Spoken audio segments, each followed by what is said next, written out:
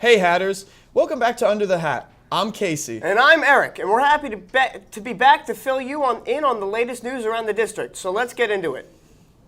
Junior prom tickets are on sale. This year's prom will be held on April 25th from 7 p.m. to 10 p.m. at Presidential Caterers in East Norriton. Juniors received an email that included the link to buy tickets or stop by the main office. The deadline to order your yearbook this year is quickly approaching. You must order by Tuesday, April 1st. Good news, the school year is almost 3/4 of the way done. Bad news, the quarter ends on April 2nd. With that in mind, use Lunch and Learn to take care of business and make sure your grades are in order. Earlier this month, HH hosted their annual Red and Black competition, which ended with an exciting gym night on March 7th. Students competed in events such as dance team, speed pyramid, and tug of war, among many others. Both teams fought hard, but ultimately Black team, matching their name, brought back vengeance. Congrats to all athletes, captains, and generals who gave it their all that night. Need something to do tomorrow? The Indoor Percussion Show is on Saturday, March 29th here at the high school. We need student volunteers. Stop by the main office if you are interested in volunteering. Service hours will be provided. If you need something to do next weekend, HH's drama department is performing Matilda, the musical based on the classic book. Recently, HHTV has had the chance to find out more about this show. Here's Lucia Bartuska with the story.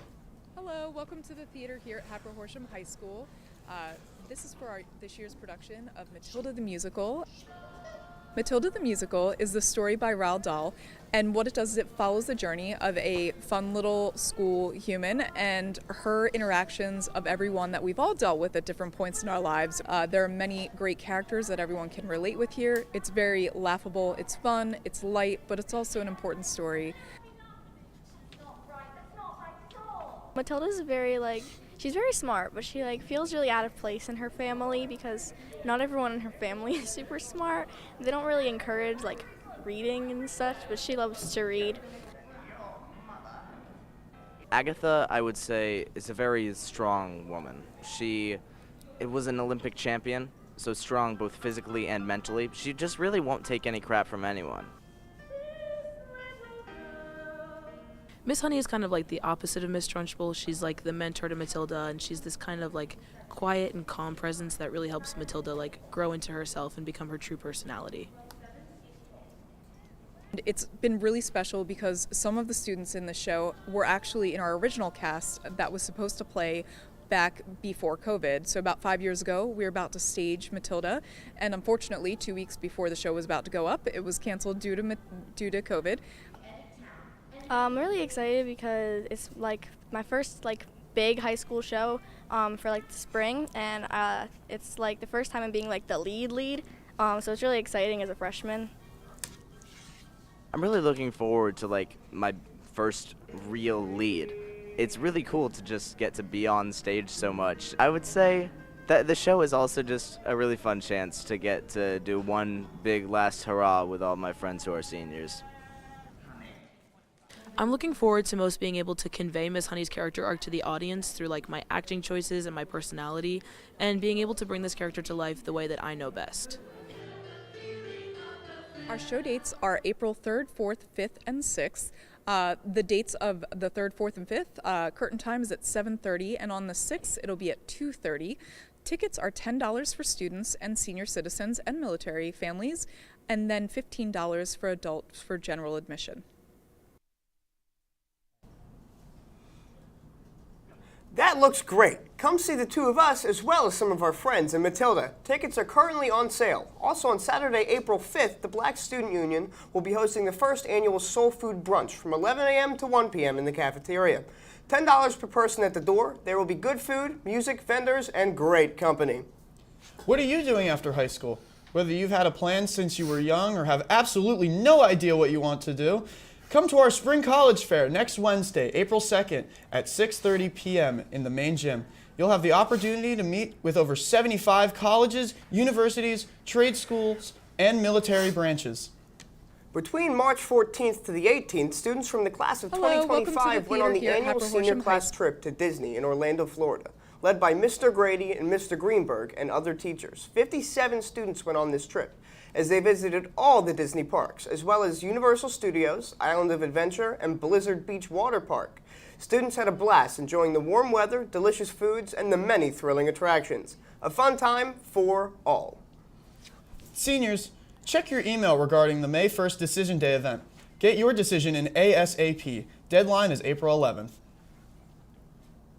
That's all the news for today. Busy times ahead. Speaking of busy, looks like our Hatters are going to have a busy week with sports. So our reporter Jack Cuffatelli is here to give us all the information. Tell us about it, Jack.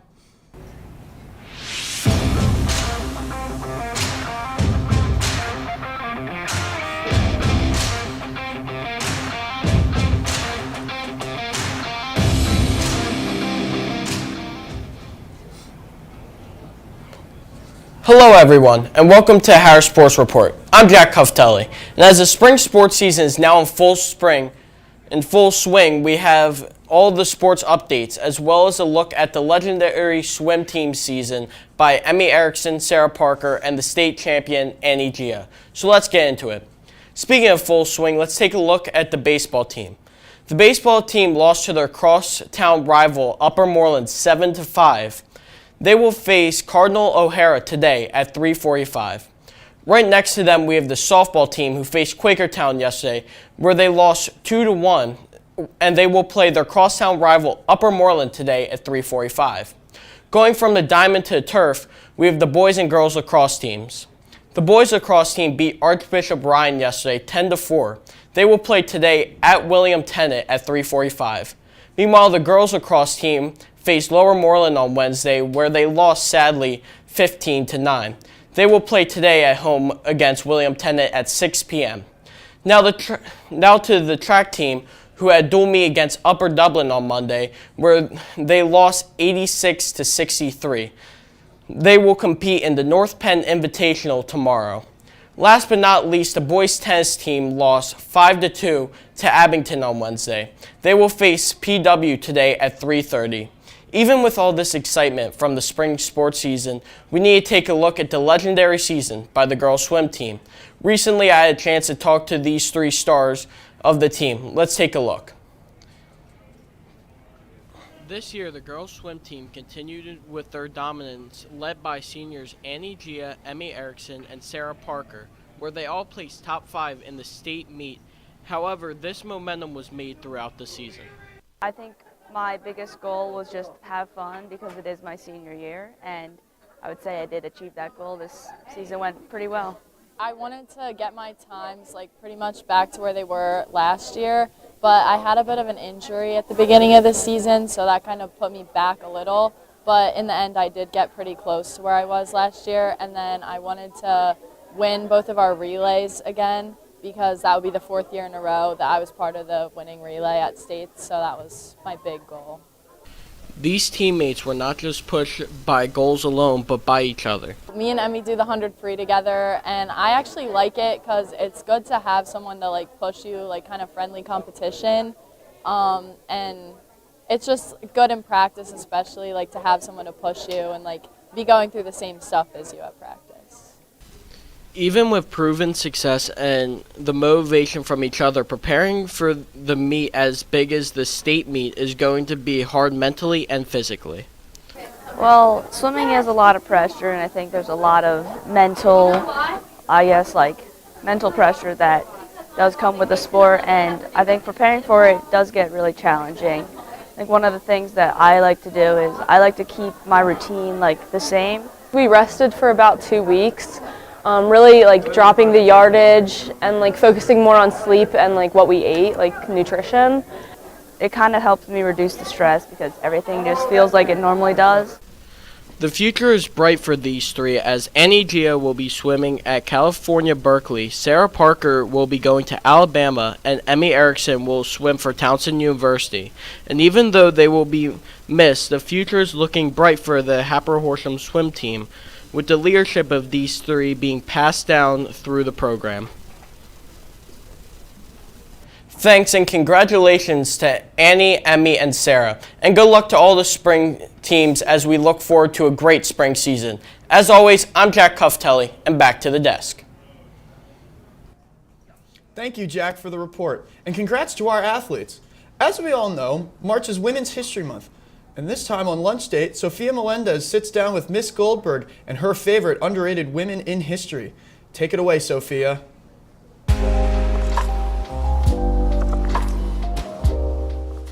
Hi, welcome back to Lunch Day. I'm Sophia, and I'm here with Mrs. Goldberg. Ms. Goldberg. What role do you play in this school? I am a social studies teacher. I teach sociology and world history. So March is Women's History Month, Yeah. and you being someone who likes to talk about the past and the present, who is one of your favorite underrated women in history? The first person that comes to mind for me is Shirley Chisholm. She was definitely the first black woman to run for president, and she did this in the 1960s during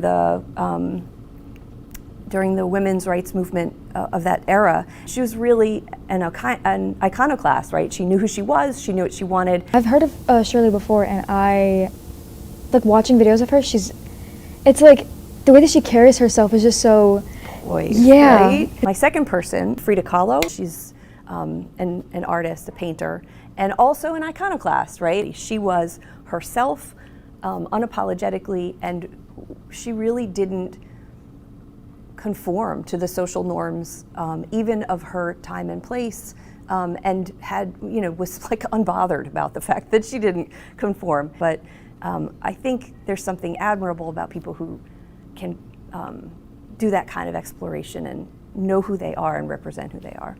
I mean, talk about two women who really know themselves, right? They know what they're about. They couldn't be more different from one another. I can't imagine them in the room together, right? Well, I've really enjoyed having this conversation with you. Me too. This was a wonderful conversation about powerful women. From one to another. One to another.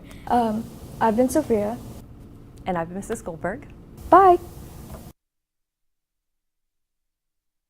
Sophia and Mrs. Goldberg for that wonderful history lesson. Now, after looking at the past, let's look at the near future as Under the Spotlight previews a few movies coming out this spring. Take it away, Sean.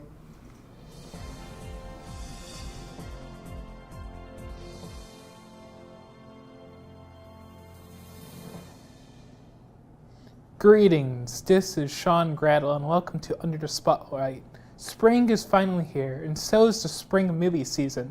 A lot of movies are coming out these next few months, so let's take a look at a few. First, we have a Minecraft movie which comes out next week, after months of memes, jokes, and criticism. The basic plot here is that there are 4 people who are pulled into this overworld of sorts from a mysterious portal and go on a quest to get back home, with the help with Steve, who's played by Jack Black. Now, this film has been in production since some of you were in 1st grade, and it's a beloved nostalgic game for many, which might be appealing. However, the movie has been criticized even before release due to silly tone found in the trailer, all of which might turn you off. Or not. This one really can go either way, I guess. I guess you will see when a Minecraft movie comes out on April 4th. Next up is Thunderbolts, the next installment in the MCU in this film. A band of reformed supervillains and anti-heroes are recruited by the government to go on missions to save the world. So think Suicide Squad but Marvel, which might interest some of you, especially if you're a comic fan. However, it seems like many of you would like to do your MCU homework first and be caught up on the way on the many shows and movies before you watch this, which might feel that has become a problem in the MCU as of late. With that said, Marvel seems to be selling this as an indie-style Marvel movie, which could be interesting if it works. So if you're interested, it comes out to cinemas on the 2nd of May. Finally, we have Lilo and Stitch, the remake of the animated classic from 2002. Stitch has become a Disney merchandise juggernaut, so this remake is no surprise. The plot, for those of you who haven't seen the original from 2002, follows Lilo, a loner from Hawaii who forms a bond with an alien experiment who she names Stitch. Chaos and cuteness ensues. Now, a big drawback is that this is a remake. Many would prefer a more original story that hasn't been told before, but that's for you, the audience, to decide. This one comes out on the 23rd of May. Overall, spring has many different flavors for different folks. I hope you found something that appeals to you. This is Sean Gradwell signing off. Thanks, Sean. I don't know about you, Eric, but I think that Minecraft movie looks pretty questionable. We will see soon enough. Here's a question for you, Casey. What does Minecraft have in common with our next segment? A lot, because it's time for video game news in an all-new HHXP. Here's Nick Bravo with more. Hello Hatters, it's time to XP farm this month's gaming news with me, your host, Nicholas Bravo.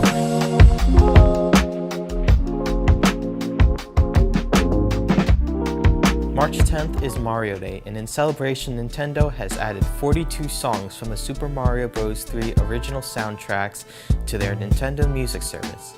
The challenging platformer, which has originally released in Japan in 1988 for the Nintendo Entertainment System, is the third best-selling NES game ever, and today is regarded as one of the best video games of all time. Continuing with Nintendo-related news, Nintendo Switch 2 has been announced. From our first look, the Switch 2 will have a wider and more adjustable stand and will be taller in scale. The controllers with the iconic blue and red accent colors are now otherwise gray with more rounded corners. The sliders have been changed from the original Switch and are now to be plug-in cartridges. Almost like a homage to older consoles naturally, the Switch 2 will support any original Switch games. Next up, we have WWE 2K25, which released on March 14th. The new game will include features like the return mixed gender wrestling matches for the first time in 15 years, as well as new underground matches which feature modified rules from conventional WWE wrestling. Also, WWE 2K25 will include the ability to play against people in online matches in My GM mode, in which you play as wrestler's general manager. In our final story, a recent leaked video revealed Sony has been testing AI generation for NPC companions based off of players' gameplay. Sony was quick to take down the video, although they have patented the new system, officially confirming it. What does this mean for the future of video games? Tune in next episode when we learn more about new NPC behaviors once again.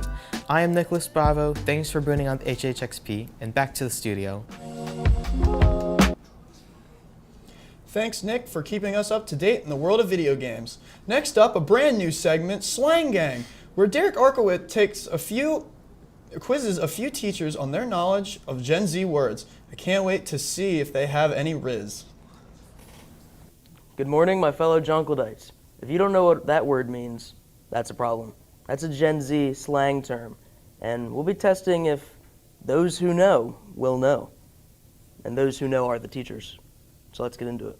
Let's do it. Our first word, skibbity.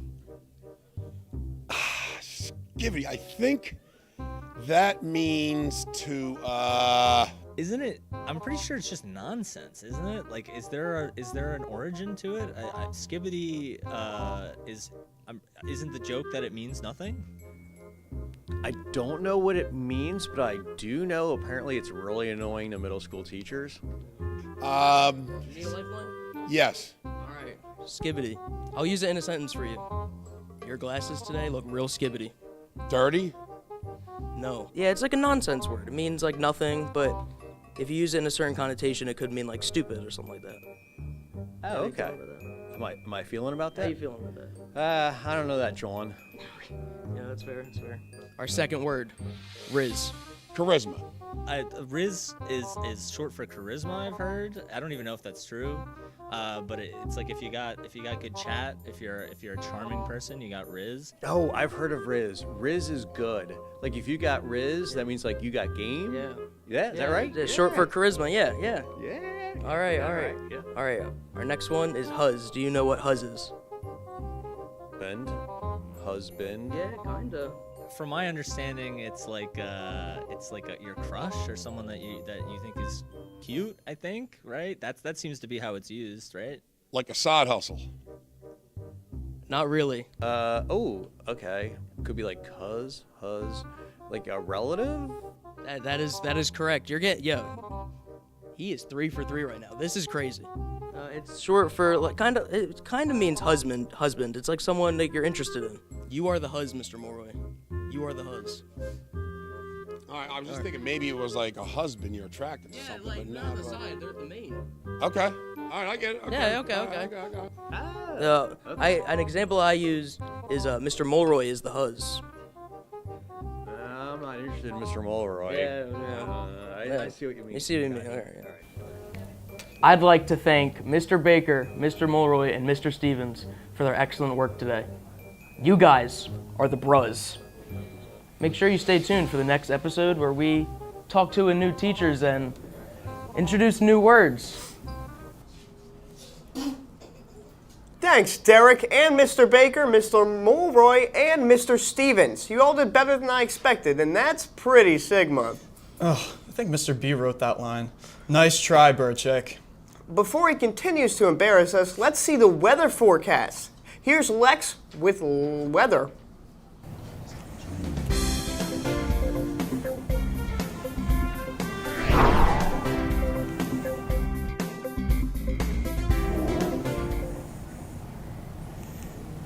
Hey Hatters, I'm Lex Avalon here with your weekend weather forecast. Today you can expect cloudy skies with a high of 63 and a chilly low of 54 with low winds. Tomorrow is looking much warmer, almost summer weather. You can expect partly cloudy skies with a high of 82 and a low of 65, slightly higher winds than today. Sunday you can expect more cloudy skies with the high dropping back down to 65 and a low of 58 with more low winds. You may need a light jacket this weekend except for Saturday, but overall, the weather looks enjoyable. Have a great weekend, Hatters, and enjoy the nice weather. Well, that will do it for this episode of Under the Hat. I'm Eric Reichner. And I'm Casey McLaughlin. Don't forget, all episodes as well as bonus content will be also posted onto the Hatboro-Horsham District YouTube channel. Thanks, and have a great week, HH.